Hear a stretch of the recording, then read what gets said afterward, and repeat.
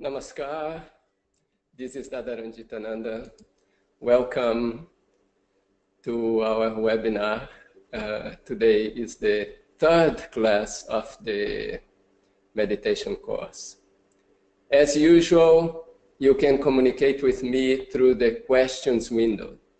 You can type your questions and I kind of follow it during the webinar. If there is some question related to the topic that I'm addressing, I might reply on the spot. Otherwise, all the questions remain for the end. Okay, so today we are going to talk about the 5 layers of mind.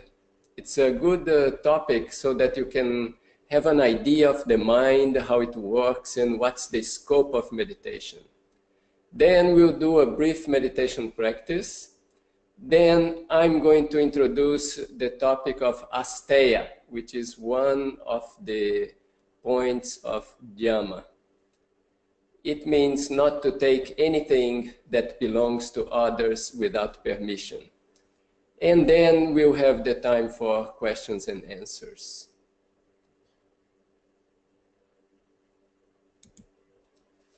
Just one point before I continue, I will advise that you connect a few minutes before the webinar starts, because it always takes a little for the computer to get connected. So if you start at least 5 minutes before, then we are sure to start at the right time and everybody will be present. Okay, so the first thing is I want to ask you a question. And the question is if you have been practicing meditation. I will usually ask this question just so that we know how we are progressing, how things are going, and how you are experiencing.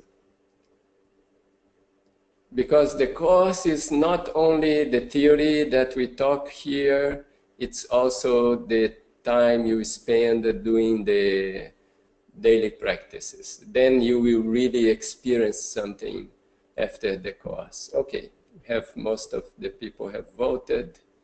I'm on 78%. I could wait a little bit to get more than 80, but let's stop now. Share the results. All right, have you practiced meditation regularly during the week from the previous class to this class? 63% of you said yes, twice a day, every day, and that's really nice. 25% yes, every day, at least once a day. That's also very nice. And only 13% of you said only a few days, which is okay in the beginning, but let's make an effort to catch up so that we can really get the maximum benefit from the course. If you practice regularly what we are going through during the class, I'm sure you get a lot of benefit. Then let's go to our topic of today, the 5 layers of the mind. And that is based on a philosophical point of our main book of philosophy, which is called the Ananda Sutram. It's divided in various chapters. The 3rd chapter is about the mind. And this book has verses in Sanskrit. So the first verse of the 3rd chapter is talking about the mind. And the translation is like this.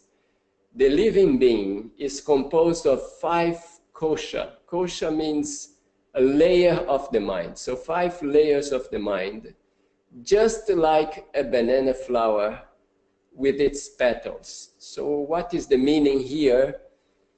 Those of you who know how a banana flower looks like, which is also in the picture, it has petals that as you remove the outer petal, then you will see the inner petal. And then you remove again, you see another one inside, and you remove again, there is another one. So in the same way, our mind has these layers And we are not always conscious of all the layers because one layer is covering the other one. And it's only when you can calm down that layer, then you can penetrate the next layer, then you perceive that there are all these layers. Let's see which layers are those. The first one, which is the most external, all right, we have the physical body. We can even say it's a layer of our existence, the physical body. But then you go to the mind, and the first layer is the layer connected to the physical body, is the conscious mind, and it is connected to the senses and to the motor organs. It means it receives the stimulus from the external world and it acts in the world. So we have 5 sensory organs, 5 motor organs, and this layer is the Kamamaya Kosha. For example, you see something, and then maybe a car is coming towards you, you see it, you get that input, then you act, you move out of the way. So you use your legs, motor organs to move yourself out of the way. So that's the work of the conscious mind. Just, let's say, underneath the conscious mind is the subconscious mind. The subconscious is that part of the mind that's thinking more deeply with the intellect. It's analyzing, it is kind of rational, it listens, learns, thinks, and dreams, and that's the subconscious mind. In Sanskrit, we call it also the Manomaya Kosha, or the mental layer. And I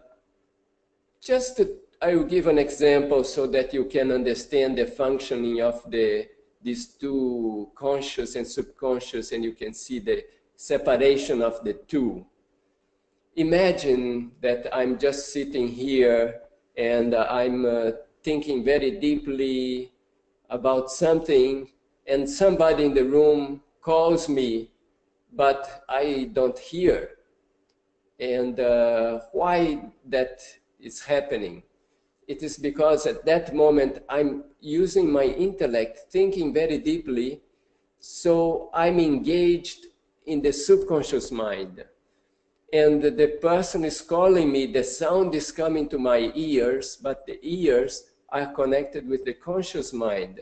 And but I am, let's say, concentrated that moment in the subconscious, so I don't hear it.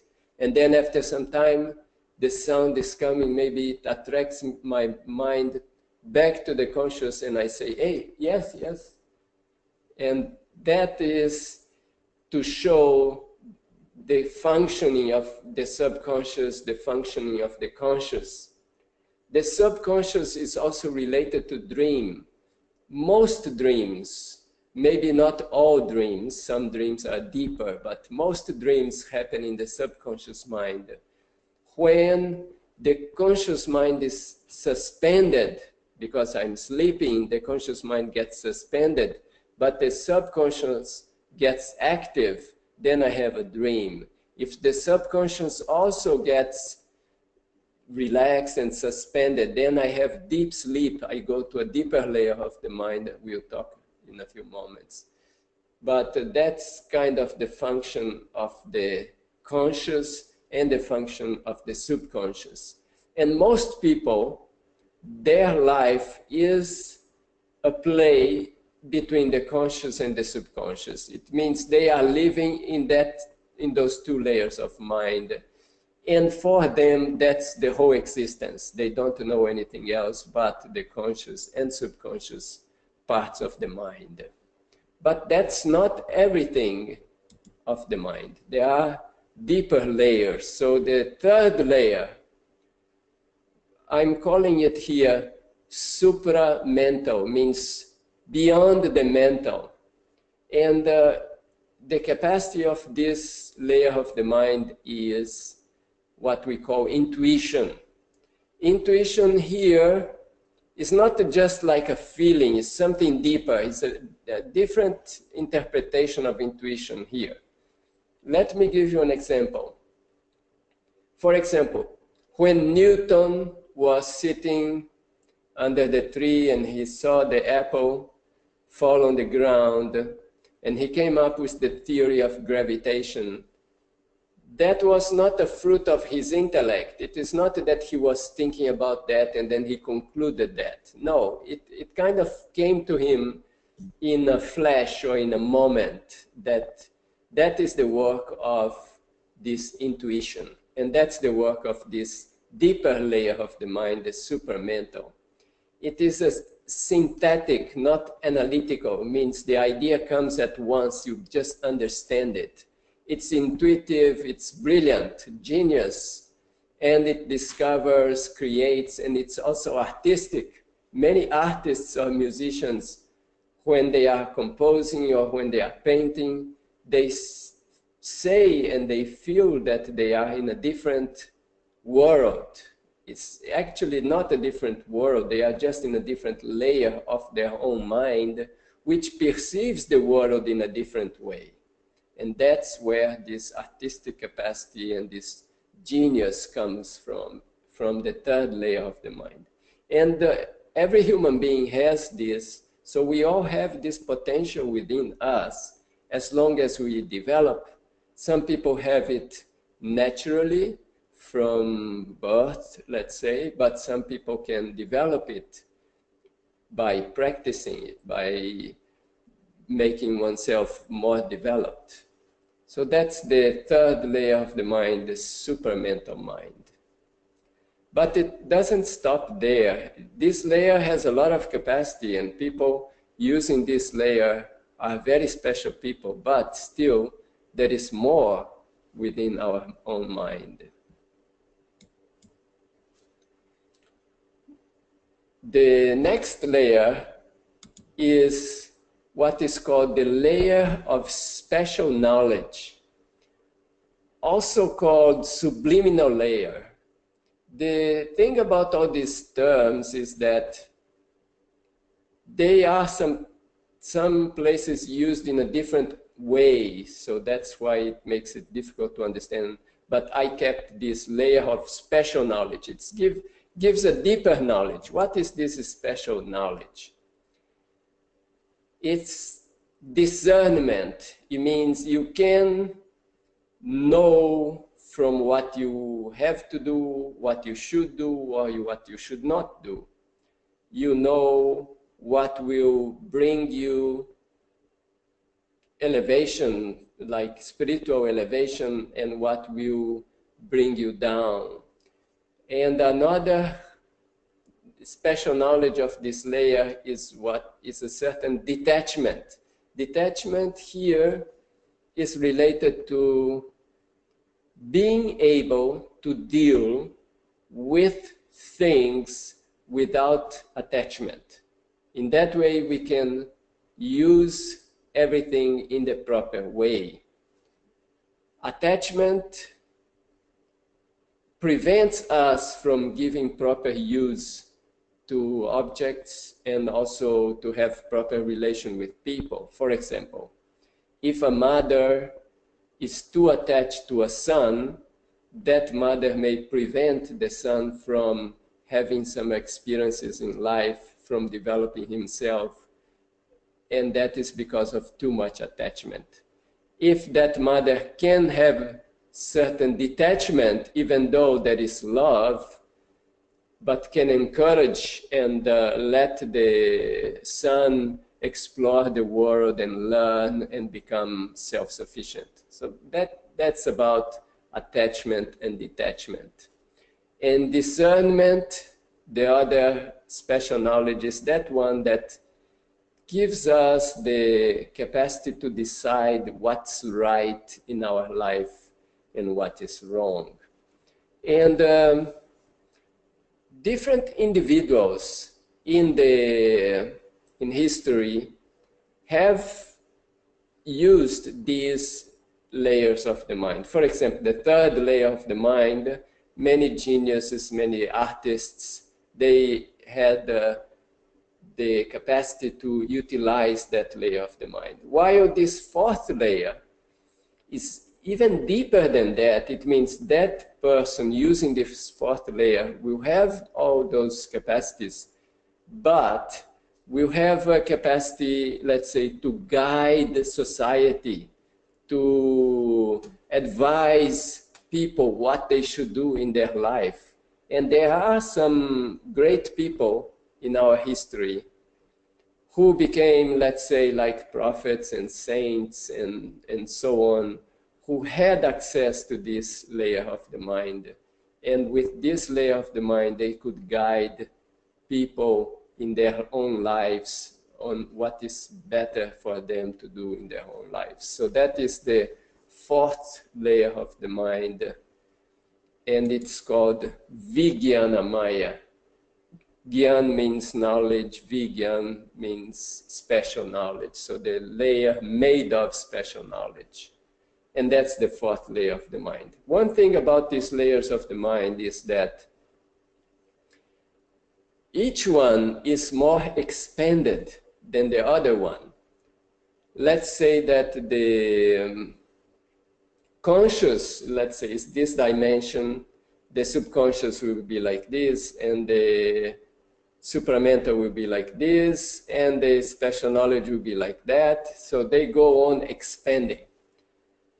This idea of expansion means also that what you experience in that layer of the mind that's more expanded is more intense, more vibrant, more deeper. As an example, when someone is dreaming, many times in dream stage, the experience is much deeper than in awakened stage.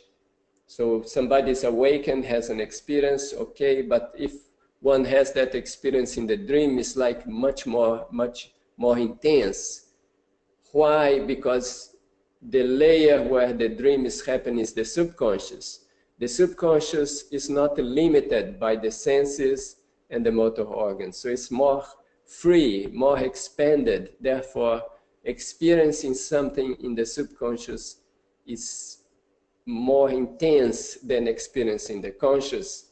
In the same way, if someone experiences in the third level of the mind, like that's why artists, they go in some kind of trance that they really feel in another dimension. Even athletes competing, they kind of also go into a deeper layer of the mind and they experience everything more intense than in the subconscious or the conscious. Therefore, people want to remain in that state of mind. And the fourth layer is even deeper. That's why people who are going to that layer, they remain some, let's say, transcendental state and experiencing within, and they don't really want to go back to the lower, or let's say external stages of the mind. They really experience something inside that they want to keep it. So we have reached to the fourth layer of the mind. Now we go to the fifth. The fifth layer is very subtle. In fact, it's called subtle causal mind. It's the cause of the mind. It's like the base or the foundation of the mind. To understand this layer, we have to peel out the other ones. We have to go deeper than the conscious, into the subconscious, and into the supramental, into the subliminal. Then we can experience the expansion of this fifth layer of the mind. And this layer is like the limit or the line between the limited individual and the unlimited. You know, it's kind of very near that border. Therefore, it is really a very deep experience of, let's say, so much peace and so much stability and tranquility if we can reach to this layer. And you can understand that if you can make the mind silent, it means you can absorb everything. You can really learn by being able to pause or to bring the mind to a state of tranquility that is very deep. If the mind is very agitated, it's very difficult to perceive, to understand the reality, the world, the life. But if you can bring the mind to this stage, then you can really understand the existence and what we are to do in this world, in this life. So that's a very subtle layer, and it's also called the golden layer. And it's a layer where one experiences deep peace and tranquility. So these are the 5 layers of the mind. I have in this slide all the 5 layers just to kind of give you an overview of the mind and where we are aiming with our meditation. We want to calm down the superficial layers of the mind so that the next layer opens up. The example I like to give is, imagine if you are in the ocean and the surface of the ocean is very agitated and the water is not very clear. When you look at it, you just see the surface and you think that's all that exists. But once that water is very calm and is very clear, you look, you can see fish, you can see colors, plants, and lots of things. It's like it starts existing, but it has always been there. So in the same way, when we can calm down the surface of our mind, then we penetrate in the next layer, we see some new life. And then if we penetrate the other layer, it's again a new world for us. So it's a very interesting journey through the layers of our mind.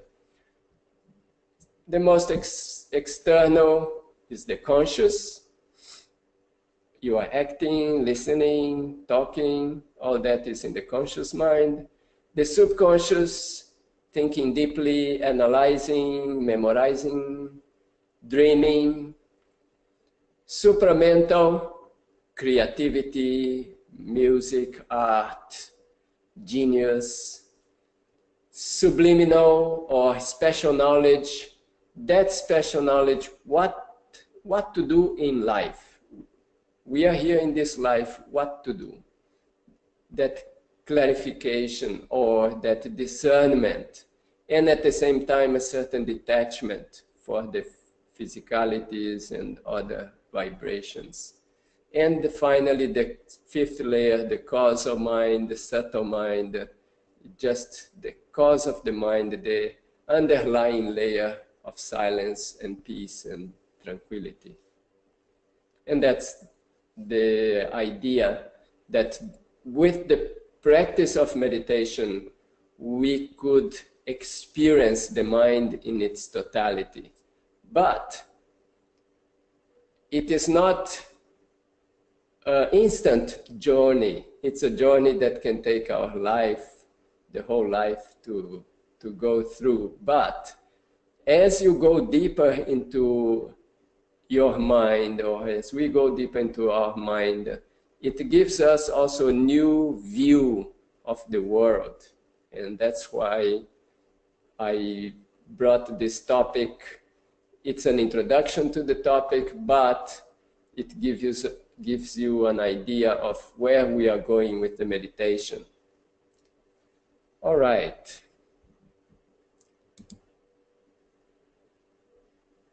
Now, we come to the moment that we do practice a little bit meditation during the class. We do meditation with a universal mantra. The universal mantra that we are using during the course is this Baba Nam Kevalam.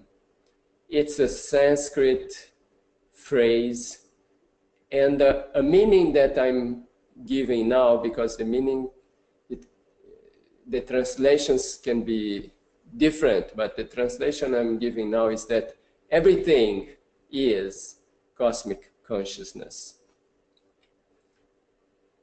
It means that we will be closing our eyes, and at the moment we close our eyes, we don't want to think anymore that there is a computer in front of me, there is a room, there are walls.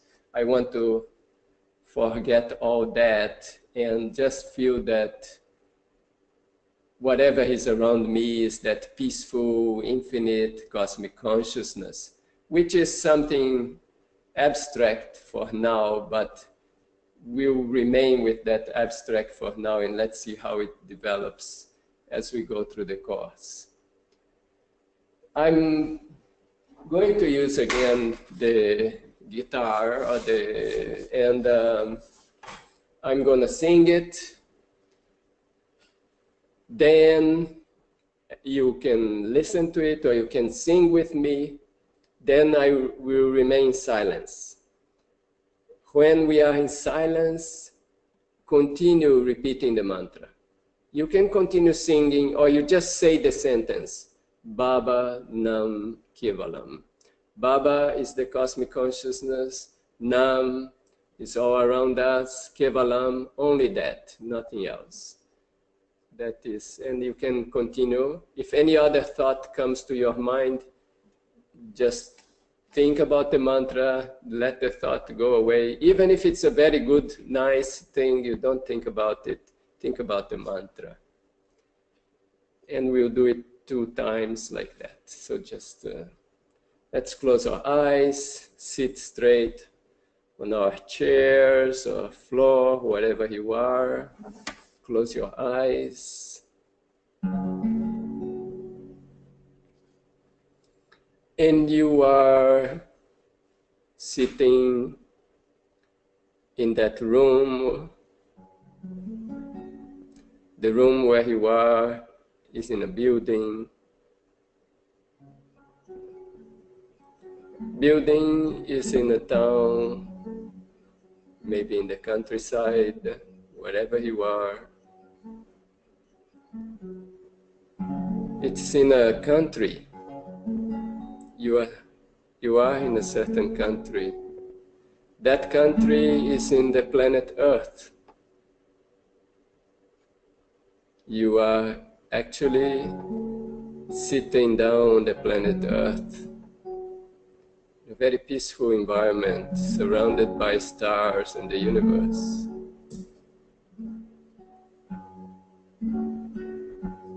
And as you close your eyes, you only feel Bhavanam, Kevalam, Bhavanam, Kevalam, Bhavanam, Kevalam, Bhavanam, Kevalam, Bhavanam, Kevalam, Bhavanam,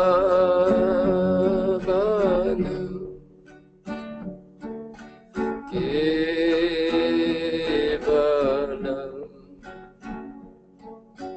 Bhavanam, Kevalam, Bhavanam,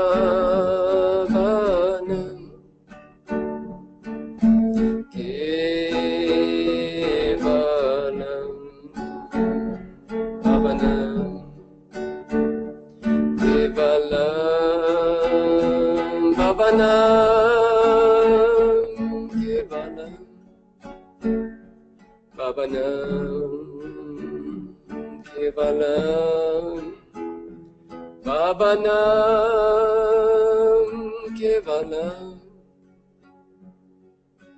Bhavanam, Kevalam, Bhavanam, Kevalam,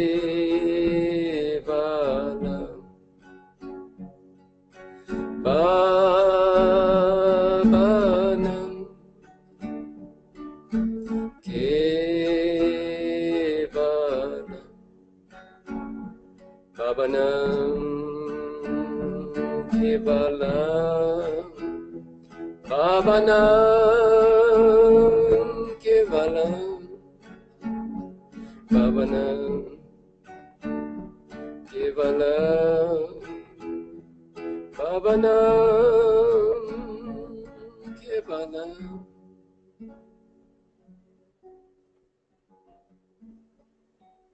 Bhavanam Kevalam. Continue thinking about the mantra for a few moments.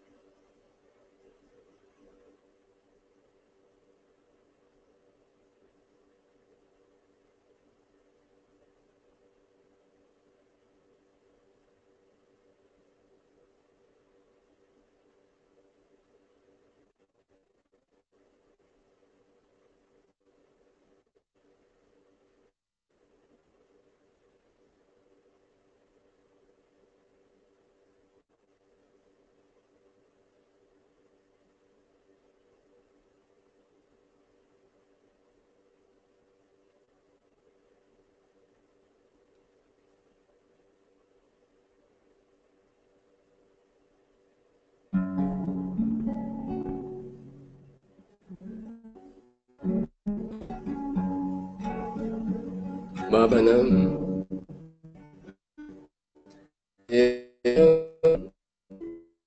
Bhavanam Kevalam, Bhavanam Kevalam, Bhavanam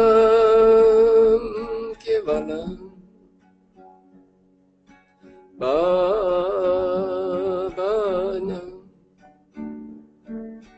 Kevalam,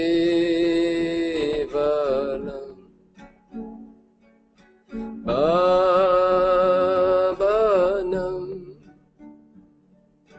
Kevalam,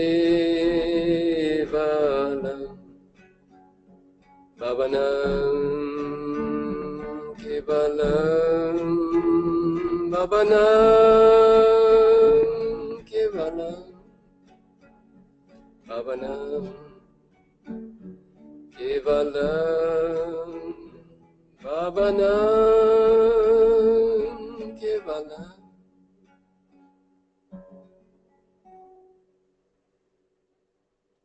And continue meditating with the mantra Baba Nam Kevalam.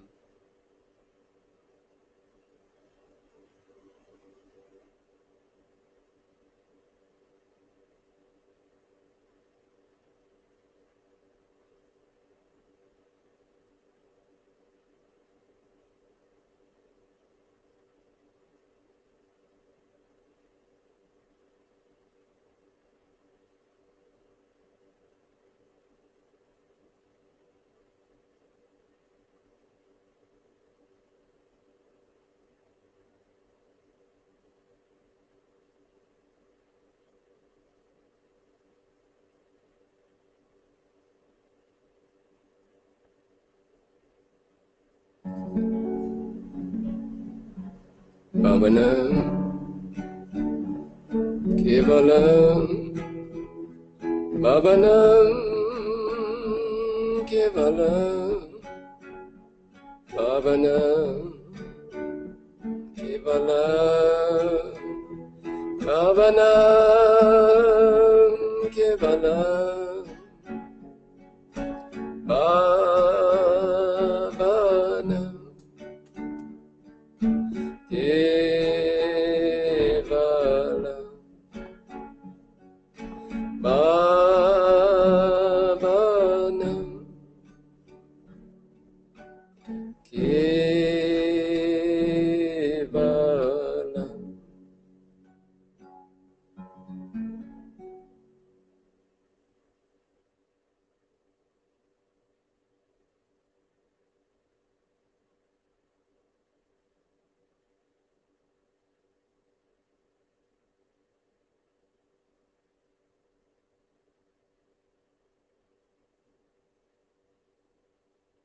slowly come back to your place where you are now, and you can open your eyes.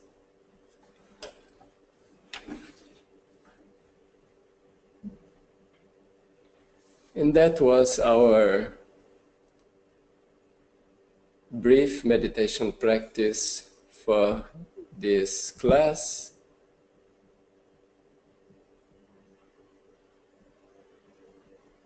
And I can ask you a question.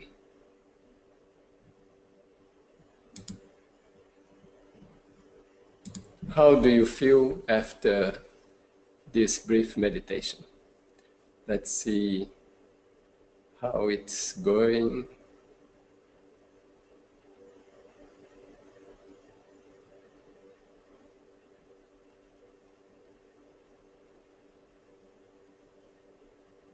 Okay, I got about 60% of you have replied.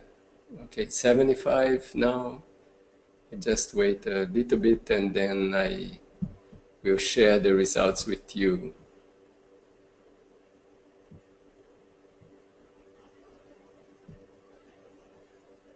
Okay,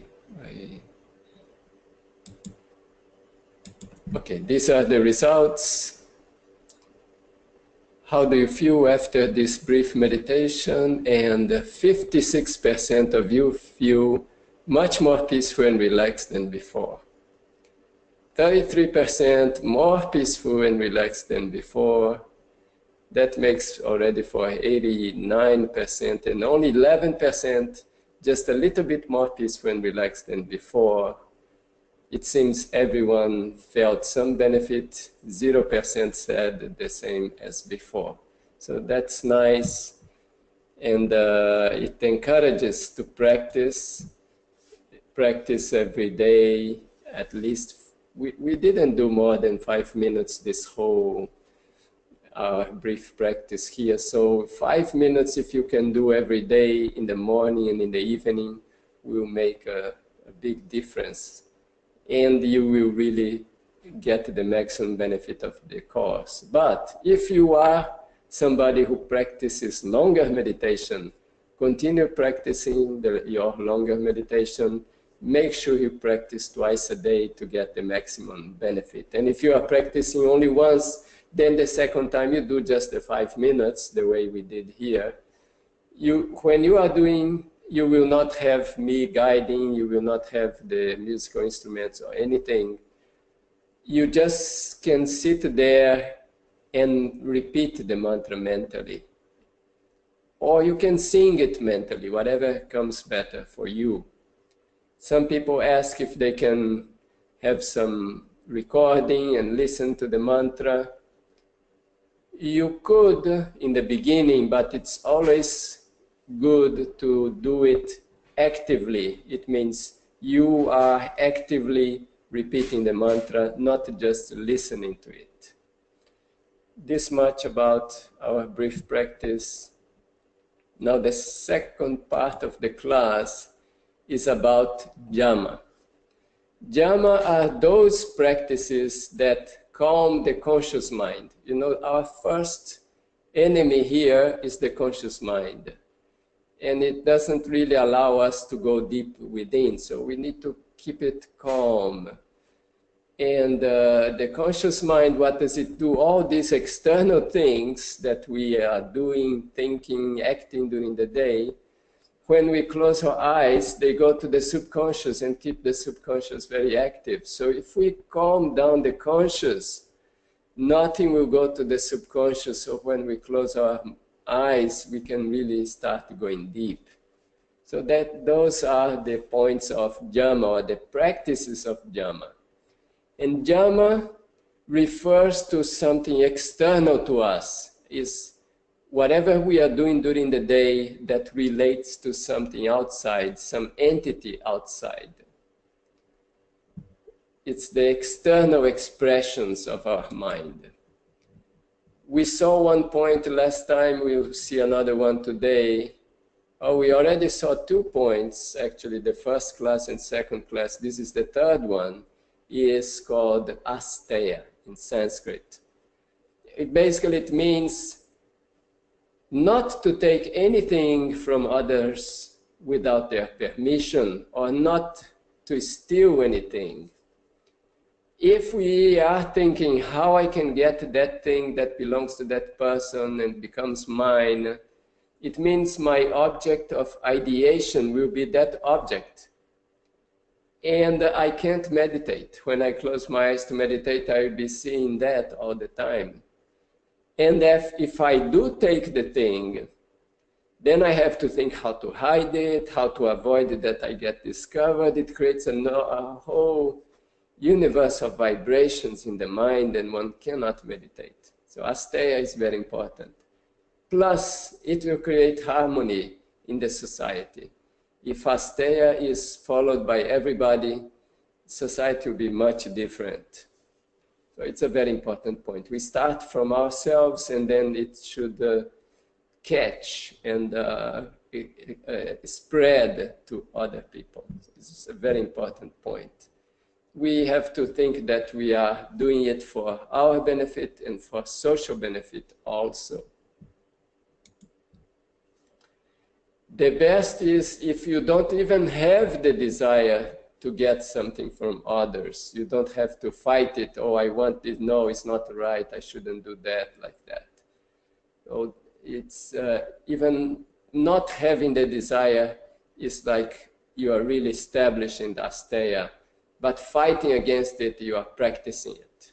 So let's practice it consciously. It means whenever I'm interacting with anybody, I should be conscious what is their right, what is my right, what belongs to them, what belongs to me. And this point is very subtle also. For example, you can think that parents should give time to their children. And that is the right of the children to get time from the parents. If the parents are doing other things instead of giving time to the children, they are preventing the children from their right. Therefore, they are stealing that time from the children, and so that's against asteya. So you see, it's not so black and white that this not stealing means I'm not taking this physical object, because today, human beings are very much psychic. So we have to be very attentive to the psychic level besides just the physical level. All right, I'm moving now to the conclusion. We'll go through a summary, and then we have time for your questions. So you can think already about what questions you want to ask, what points you want to ask about, and you can start typing it as I come to the conclusion here. The final summary: what did we look at, or what have we seen, what have we covered so far? We covered mantra. Understand the effects of mantra, the importance of mantra. Then we also covered Ashtanga yoga, understand the scope of yoga, how vast the practice of yoga is, so we don't continue thinking that yoga is just some exercises. It's something very vast, and the exercise is just the tip of the iceberg, which is important to maintain the physical body in good shape and everything, but you want to keep the body in good shape to do something. Otherwise, you are just keeping it in good shape. Imagine you have a car and you're always cleaning it, and you have it in the garage, and you polish it, you maintain it very beautiful. It's so nice, but you never use it to go anywhere. It's useless. So in the same way, we don't want to be doing all these physical postures to keep our body nice, but we are going nowhere. We have to move, so we have to do the meditation. That's the movement. that is what Ashtanga Yoga, knowing about Ashtanga Yoga gives us perspective of what yoga is.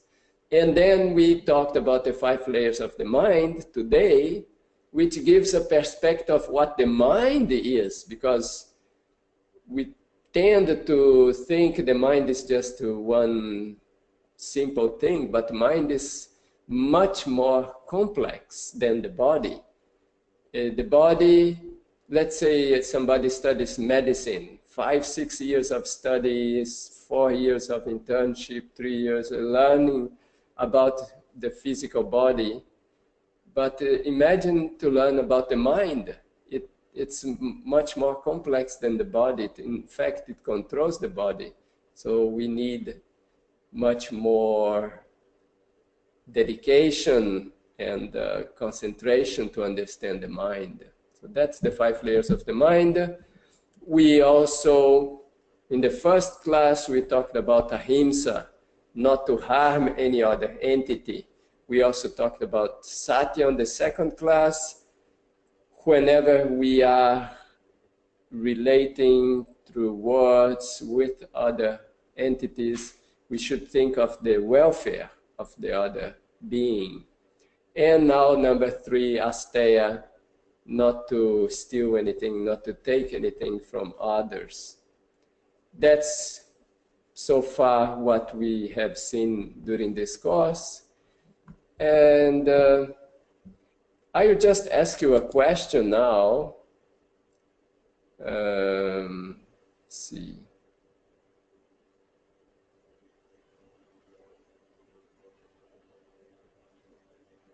Okay, I think I have asked this question before, but let me ask you again how it's going with ahimsa. If you are making efforts to practice it in your daily life. Let's see how it's going.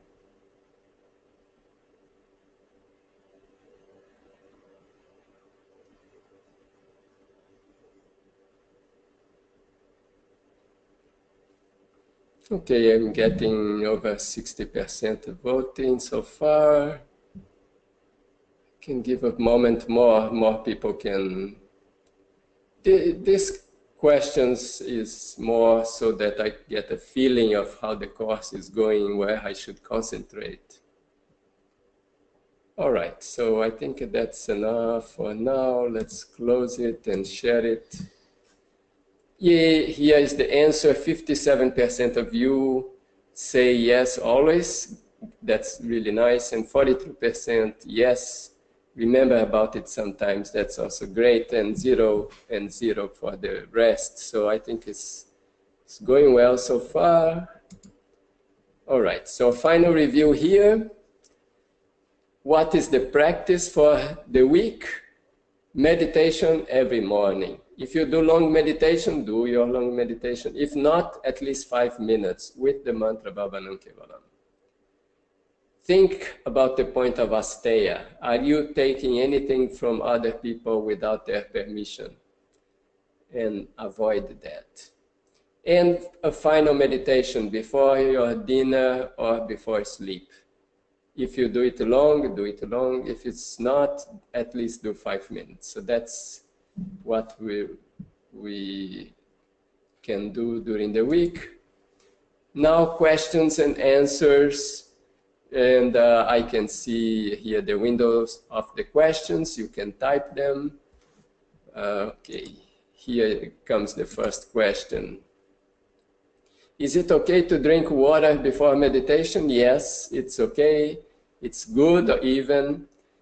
And it's very important to drink enough water during the day. If you can drink even 4 liters or a gallon of water a day, it's very good. Do drink before meditation. That's perfectly all right. You shouldn't eat before meditation because then the energy is going for the digestion. But if you drink, it's not a problem. Drink water. Don't drink juice, because if you drink juice, then again, the digestion is needed and the energy goes there. So drink enough water. You can drink before meditation, no problem. The next question here, can one practice meditation more than twice a day? Sure, one can practice more than twice a day, it's not a problem. If the 4 best times to practice are the morning hours, noon hours, then afternoon, like sunset, or depends on the country where you live, the sunset may be very late or very early. So let's say before dinner as a reference, and before sleep, so you have 4 good times for meditation. If you practice twice, you can choose 2 of those good times. If you want to practice 4 times, you can do practice 4 times to get more benefit. But I'm not asking that on the course. The course is only twice. You can practice twice. Okay. It's a question here also. Should we also practice asanas twice? You can, yes, it's good to practice asanas also twice. When you do meditation, when you finish the meditation, let's say you also practice asanas. In the evening, maybe you can practice asanas before the meditation or after the meditation. So you can combine your meditation practice with the asana practice and you get more benefit. Because asanas will make your meditation better. So if you practice twice, it's okay. You don't need to practice too much. Like people usually go to yoga class and they practice 1.5 hours of asanas. That's in excess. You could even practice 15 minutes, just choose a few asanas, but you are doing every day twice. Instead of 1.5 hours twice a week, you are doing 15 minutes twice a day. So you will get a lot of benefit out of that. Okay.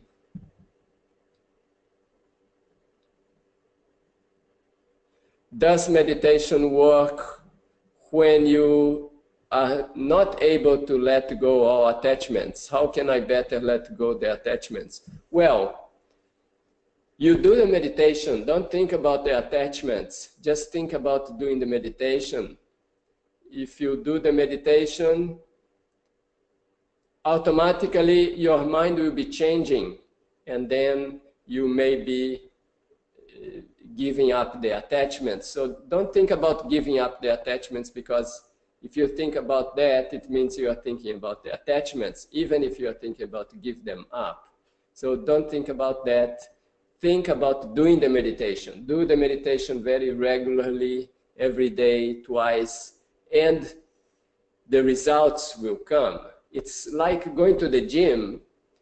You exercise your body every day, the strength comes. So when you have strength, then it's easy to do physical activities. So you are not thinking directly about doing the activity and then you cannot do it. No, you are going to the gym, make your body strong, and then it becomes easy. In the same way, you are doing the meditation very regularly, your mind is becoming, let's say, strong, then you can deal with other difficulties.